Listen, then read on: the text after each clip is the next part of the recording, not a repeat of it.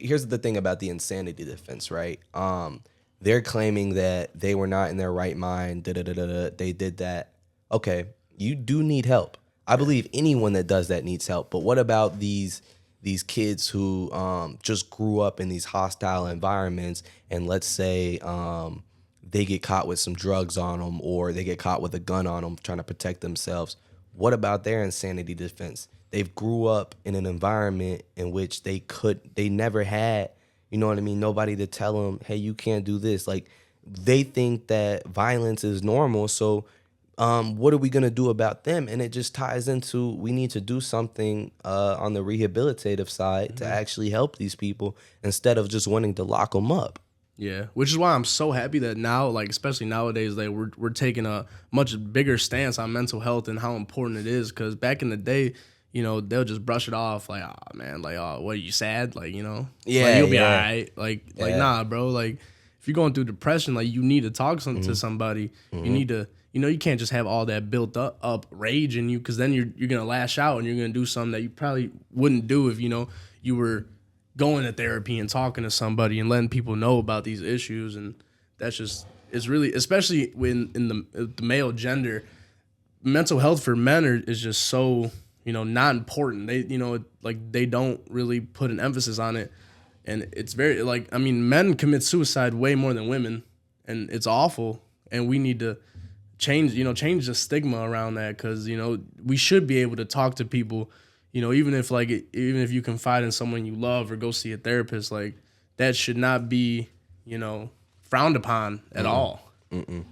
Yeah, definitely. There's been a big stigma that, you know what I mean, men can't have feelings, men don't feel it. Yeah. But at the end of the day, like, we all have you know what I mean, we all have the same feelings. We're human. Yeah, we're human. We know what depression feels like. We know what sadness feels like. And I get that, you know, sometimes it's, hey, you know what I mean, to what extent do you have that? But I mean, we need to just do better on taking care of our people. Yeah. And building the social trust in our communities and our networks to be able to just talk about these things. Because, I mean, you can't, if you're a guy in this society, you can't, if you're a guy, you cannot cry to your girl, because if you cry to your girl, You're weak. Yeah. And my teacher asked everyone in class, he asked all the girls, he said, hey, would you leave your man if he cried, or would you feel, and every single one of them said no. But then I had to break it down to them.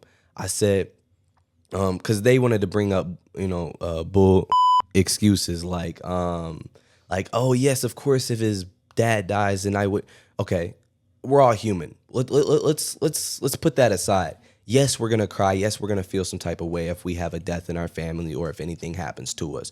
But if your man just had a rough day and he comes to you and he's down and he starts crying, you're not gonna respect him much, first of all. Second of all, you're not gonna look at him like he's a man and he can provide for you and he has everything figured out. You're not gonna look at him in that light. And then it just ruins the dynamic, because, you know what I mean, you can't, if you do cry in front of your girl, she's going to look at you as weak, no matter what. And it's going to make you seem like less of a man. So we have to break that stigma, because men go through stuff too, and we got to be able to speak about it, and we need to be heard. Yeah. And it just sucks because, like, nowadays they just put, like, everyone's focused on the money and all that, and, like, you know, this, you know, capitalism and all that. They don't really care about the whole human anymore. I mean, we're all human at the end of the day. At the end of the day, you know, you can't take your money with you.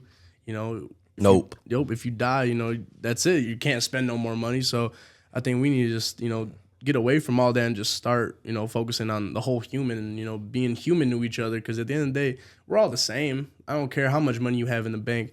You know, I'll treat the janitor the same way I treat the CEO, and that's just how I live my life. And, you know, if you give me respect, I'm gonna give you respect, and that's just how it should be with everybody. But some people don't grow up like that, and I understand that. But, you know, it's really, you know, disheartening to see, because we're all human, man. We all need to treat each other with respect, and, you know, because we all go through our own trials and tribulations and all that.